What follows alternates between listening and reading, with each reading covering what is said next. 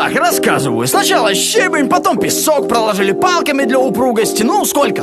На глазок. Тесто туда, чтоб все взялось. Накрываем картоном, все, дорога как новенькая. А? Асфальт? Нужно, считаешь? Не, ну тема спорненькая.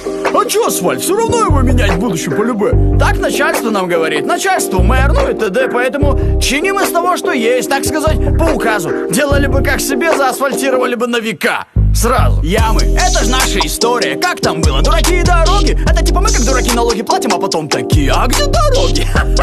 Да грустно, конечно, но вариантов никаких. Ямы были, ямы есть и походу будут. А куда без них? Вообще ямы — лучший образ наших дней. Ямы как девиз. Страна дорога, мы в ямах кричим верхам. Эй, вы хоть гляньте вниз. Ямы, ямочки, всех не залатать, не описать словами. Чё тут говорить? Ямы. На дорогах ямы. Под ногами ямы.